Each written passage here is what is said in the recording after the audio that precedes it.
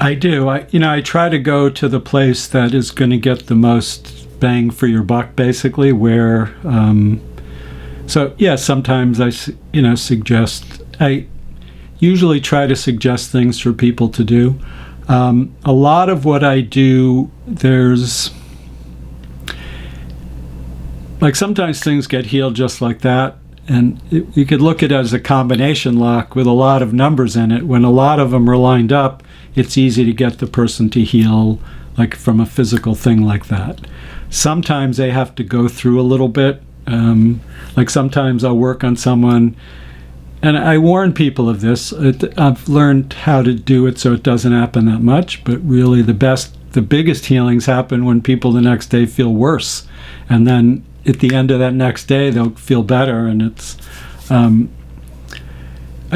once in a while I'll talk to people and it sounds very medical.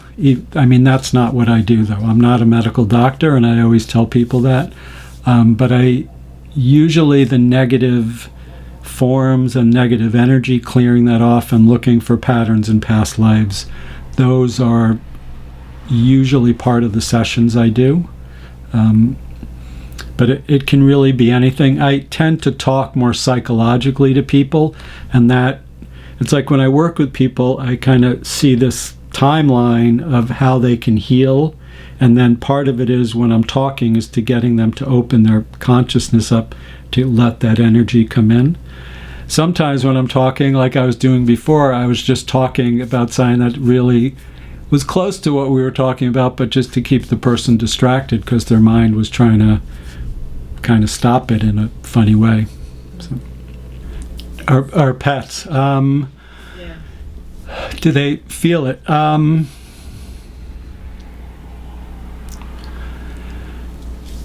just trying to think of how to answer that. So it is, yes, when you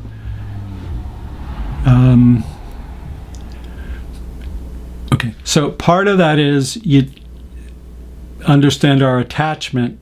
So sometimes when I'm like with my daughter, she's still alive, but it's, sometimes if you have an emotional attachment to it, it's hard not to put your emotions in there.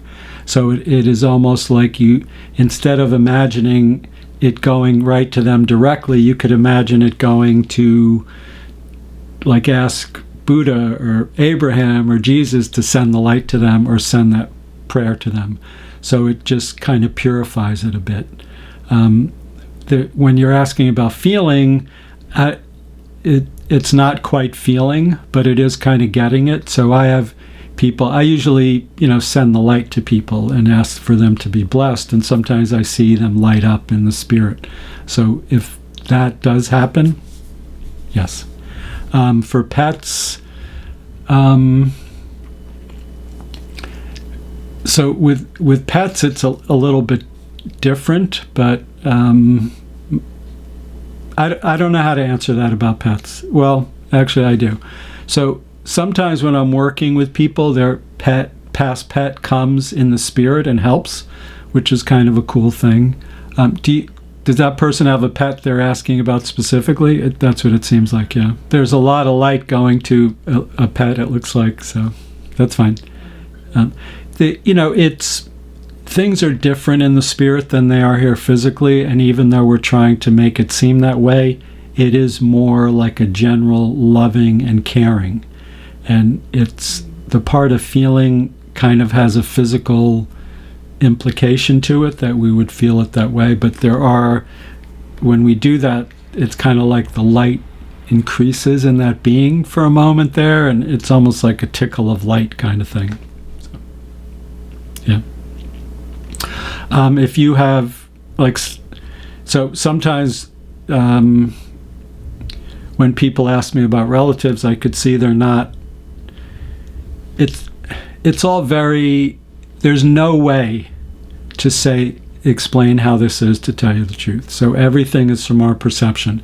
But so this is not really accurate, but it's a good way to describe it. There are kind of different levels in heaven, let's say. And so sometimes when someone passes, they're not in the highest level they could be. And what I do and what that person is asking about can actually help them. Okay? Again, you need to leave your mind way back and not even think that what you're saying is right. It's more of the intention, or think that you can perceive that being in the way that they are, because you kind of can't, but you kind of can. So it's, it's different.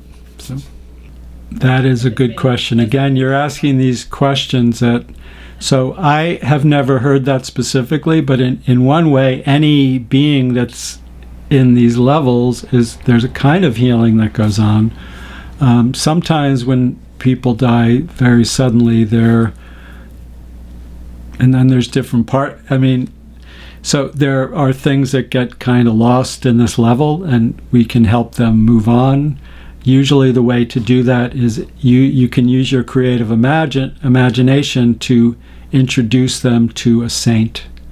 And the first thing to check is the saint of the religion they were born into. And if that doesn't work, then you can just sort of guess. And as far as the greatest number of people on the planet, Jesus is the one that works for the greatest number of people at this time. So if you're not sure, that's a good place to start. But that Jesus doesn't work for everybody, that's for sure. It's a good way to look at it. Yeah. It's kind of like this thing that just makes everything line up, and we're kind of experiencing that when we're alive physically.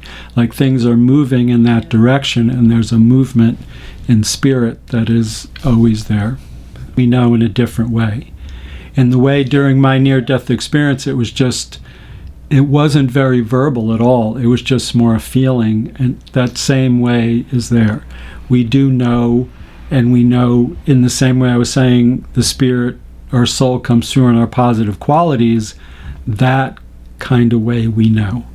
And I think everyone has experiences where things just kind of click inside of them, then we know. Then our mind comes in and goes, oh, what is that? We want to line it up with something very concrete, and that we don't know that way, but we do know in other ways.